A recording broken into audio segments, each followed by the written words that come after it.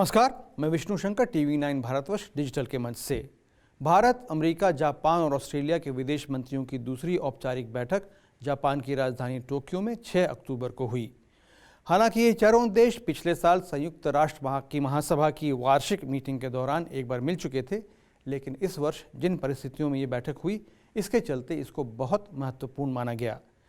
साल 2020 में दुनिया कोविड-19 महामारी से जूझ रही है और चीन ने साउथ चाइना सी से लेकर हिंद महासागर इलाके में अपनी ऐसी मनमानी चलाने की कोशिश की है मानो उसे अंतर्राष्ट्रीय कानून कायदों, देशों के बीच विचार विमर्श, अपने पड़ोसियों के साथ दोस्ताना संबंध और परस्पर सहयोग की मार्फत शांति और सुरक्षा जैसे सिद्धांतों से कोई मतलब ही न हो। इसलिए पूरी दुनिया की निगाहें इस मीटिंग पर थी कि इन चारों प्रभावशाली देशों की बातचीत से क्या इशारे मिलते हैं।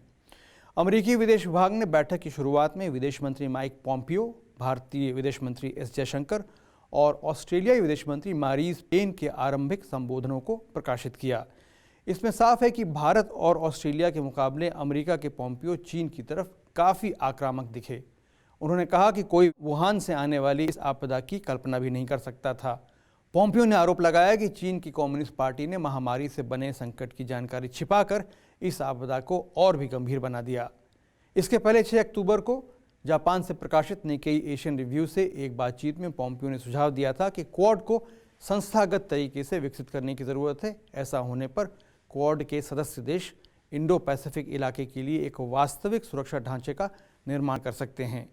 पॉम्पियो की राय थी कि क्वाड एक ऐसा सूत्र है जो चीन की कम्युनिस्ट पार्टी की चुनौती का मुकाबला करने में सभी सदस्य देशों के लिए मुफीद रहेगा। अमेरिकी विदेश मंत्री के विचारों से लगता है कि क्वाड के मंच पर मिलने वाले चारों देशों में इस बात पर तो सहमति है कि एक ऐसे मंच की ज़रूरत है, लेकिन इससे क्या, कितना और कब हासिल करना है, इस पर अभी सहमति बनाने की ज़रूरत है। ये बात समझ में भी आती है क्योंकि चीन से इन चारों देशों की परेशानी की गंभीरता अलग अलग है और इन सभी समस्याओं के समाधान को लेकर भी ये देश अभी एकमत नहीं हैं। भारत की बात करते हैं। पूर्वी लद्दाख में सीमा पर चीन के साथ अभी चल रही तनातनी को देखते हुए भारत अभी संभवतः नहीं चाहेगा कि चीन से उसका विरोध मुखर होकर दिखाई दे।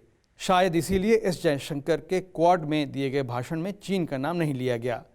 क्या इस इशारे को समझकर चीन सीमा पर डीएस्केलेशन और डिसएंगेजमेंट में रुचि दिखाएगा? ये कहना अभी मुश्किल है। फिर अमेरिका में भी अभी राष्ट्रपति चुनाव का समय है और 2021 में अमेरिकी विदेश नीति का क्या स्वरूप होगा, ये आने वाला राष्ट्रपति तय करेगा। जापान में भी शिंजो आबे के त्यागपत्र के बाद नई सरकार ने अभी काम संभाला है, इसलिए भारत ने वेट एंड वॉच की नीति अपनाई। लेकिन इसका यह मतलब नहीं है कि भारत सीमाओं पर, विशेषकर समुद्री सीमाओं पर अपने को मजबूत नहीं कर रहा है।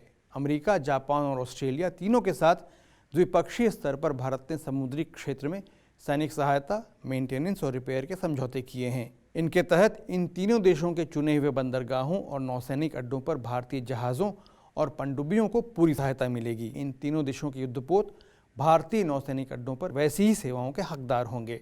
साथ साथ भारत ने इंडो पैसिफिक ओशंस इनिशिएटिव के समुद्री सुरक्षा चार्टर के अंतर्गत वियतनाम को इसमें शामिल होने का न्योता दिया है। वियतनाम भी साउथ चाइना सी के संदर्भ में चीन के विरुद्ध एक अंतर्राष्ट्रीय आर्बिट्रेशन केस दायर करने पर गंभीरता से विचार कर रहा है। भारत और वियतनाम दोनों 2021 से 2 साल के लिए संयुक्त राष्ट्र सिक्योरिटी काउंसिल के अस्थायी सदस्य बनेंगे और दोनों बीच यहां परस्पर सहयोग की पूरी संभावना है। क्वाड के सदस्य देश दुनिया के एक छोर से दूसरे छोर तक फैले हुए हैं। पूर्व में ऑस्ट्रेलिया से पश्चिम में अमेरिका तक इंडो पैसिफिक क्षेत्र का फैलाव है। चीन के लिए ये इलाका अत्यंत महत्वपूर्ण है क्योंकि उसकी 80% तेल सप्लाई और अन्य निर्यात और आयात इंडो पैसिफिक के जलमार्गों से होकर जाते हैं।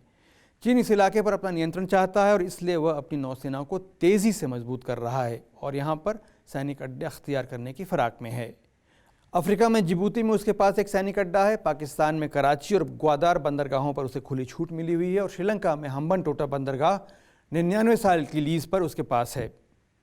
इसके साथ ही चीन ईरान में चाबहार और म्यांमार में भी अपने लिए नौसैनिक ठिकाने खोज रहा है। इन सब का मकसद इंडो पैसिफिक क्षेत्र पर नियंत्रण है क्योंकि व्यापार और संचार के मार्ग इसी इलाके में मलक्का, सुंडा और हॉर्मुज स्ट्रेट से होकर गुजरते हैं। अगर इन चोक पॉइंट्स पर चीन को पकड़ लिया जाए तो उसकी तेल की सप्लाई और व्यापार दोनों खतरे में पड़ जाएंगे। भारत ने चीन को काबू करने के लिए इस क्षेत्र में सिंगापुर में चांगी नौसेना बेस, ईरान में चाबहार बंदरगाह, सीशेल्स में अजम्पशन द्वीप, इंडोनेशिया में सेपांग और ओमान में दुक्म बंदरगाह पर नौसैनिक सहायता के लिए समझौते किए हैं। साथ ही क्वाड प्लस के अंतर्गत वियतनाम, न्यूजीलैंड और दक्षिण कोरिया को भी भविष्य में बृहद क्वाड में शामिल करने की योजना पर विचार हो रहा है, क्योंकि ये सब भी महत्वपूर्ण समुद्री मार्गों के करीब हैं और उन पर नियंत्रण रख सकते हैं। कूटनीतिक कदमों के साथ साथ भारत अपनी सेनाओं के लिए फाइटर विमान, तोपें, मिसाइल और गोला बारूद खरीदने में भी मुस्तैदी से काम कर रहा है, ताकि चीन की किसी भी चाल का माकूल जवाब दिया जा सके। चीन क्वाड की दूसरी मीटिंग से बिल्कुल खुश नहीं है और इसने इसे मिनी नेटो का नाम दिया है, यानी अमेरिका के नेतृत्व में चीन के खिलाफ खड़ा हुआ देशों का गुट। जाहिर है दुनिया के लोकतांत्रिक देशों के करीब आने से उसे परेशानी हो रही है। आने वाले दिन तय करेंगे कि चीन और अमेरिका के बिगड़ते रिश्ते किन चुनौतियों को जन्म देंगे। फिलहाल भारत को अपने सहयोगी देशों से तालमेल बनाए रखने और अपनी सीमाओं पर चौकस रहने की ज़रूरत है। सोच समझकर में हमारी कोशिश रहती है कि हम ऐसे विषय उठाएं जो विचार योग्य हों और आपको फूड फॉर थॉट दे सकें। इस उम्मीद के साथ कि आप आगे भी हमारे साथ बने रहेंगे।